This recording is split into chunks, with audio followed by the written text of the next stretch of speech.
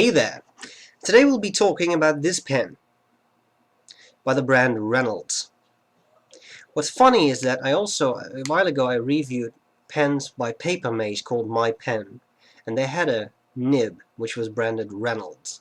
And if I look at the design of this pen, I strongly believe that the Papermate pen was made by Reynolds and it was sold by Papermate.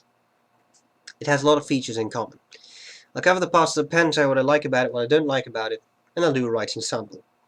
So, first of all, everything here is plastic. Plastic clip, plastic end of the cap, a little round thing sticking out. Plastic barrel, end of the barrel is plastic, another thing sticking out. And this pen is called the Grippy. So we got the Preppy and we have the Grippy.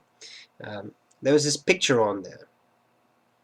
The same as with the My Pen. It also has this sort of dodgy picture on there. It has Reynolds on the clip.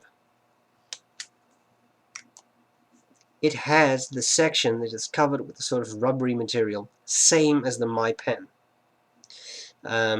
Even the shape of the nib looks the same. Now this nib has something that's fairly unique that I don't recall ever having seen before.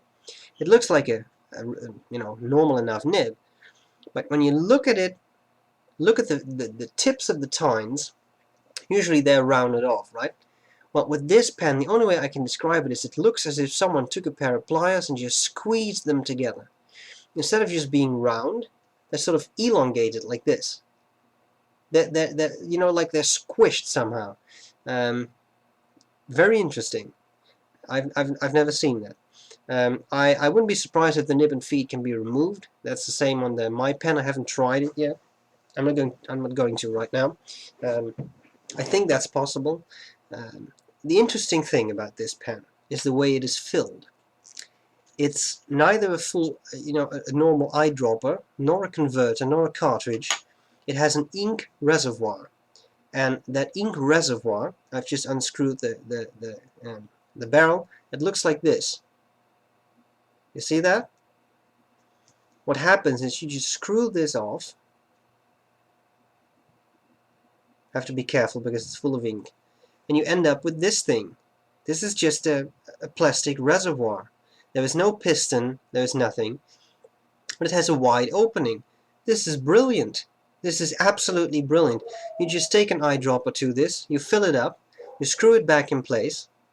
Because it is screwed back in place, you can have no spillage accidents by filling a barrel full of ink and then accidentally unscrewing it, because this is in there securely.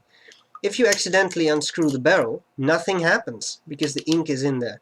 I think this is such a simple concept, and it's absolutely brilliant. You don't have to fiddle around with an ink syringe to refill a cartridge. I think for this alone, you need to buy this pen, just because it's brilliant.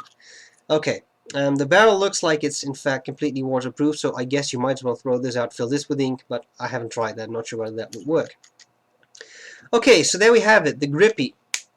Fascinating little pen, interesting size, can be posted, an inexpensive pen for those of you who enjoy that sort of thing.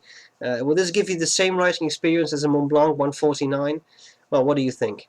I mean, clearly that's not really going to happen, but that's okay. Cheaper pens have their place and have their uses. I don't think you should look down on that. So what I'll do next is a writing sample. Or maybe I should tell you what I like about it, what I don't like about it. I think I pretty much did. It's a funny pen. I love that ink filling system. I think it's great. Yes, it feels a little cheap. It's all plastic. It has a weird drawing on there, which is, I think, somewhat dodgy. You don't buy this for the looks. You buy this because you need a cheap pen you can knock about, you can drop on the floor, you can stand on and not be sad if it breaks. That's the use of this pen, and that's all there's to it. So let's move on to the writing sample, and that's all there's to it. I hope this was useful, and I'll see you later. Bye bye. Okay, so here we go with the Reynolds, I would say, Grippy. The nib is fine. The ink is Ackerman Chinatown Red.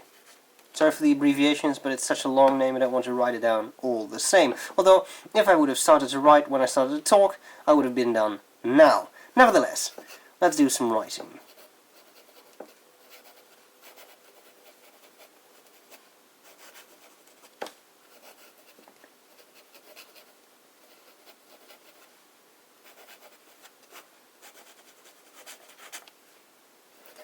Do you see what I see? Do you see what I see? Isn't that a Christmas song? Well, it doesn't really matter. Skip, skip, skip, skip. It's Skippy the bush kangaroo. Then again, when I try to do this, I don't get any skipping. G'day there, Skippy. Please get help. We're all trapped in the old mine.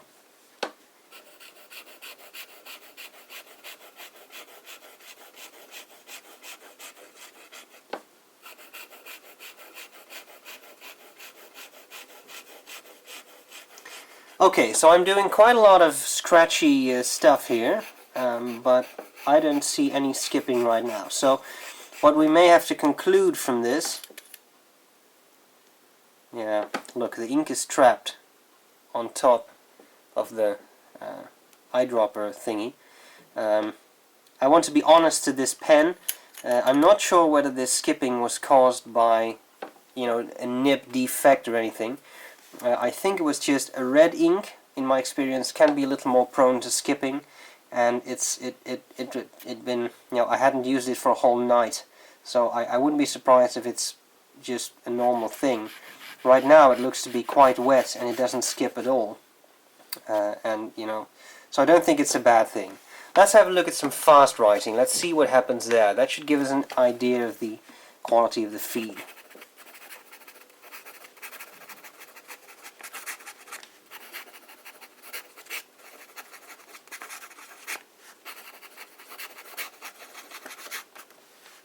Well, that's not bad.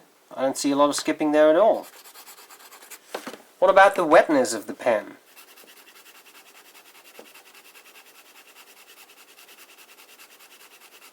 That's a nice even patch of ink.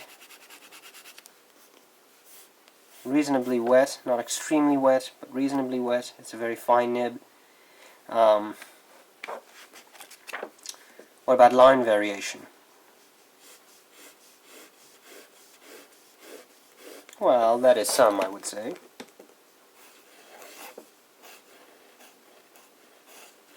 Slut is one of my favorite line variation checks. As you can see, you do actually get some line variation.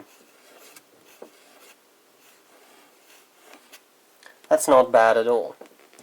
Okay, so here you have it, the Reynolds Grippy.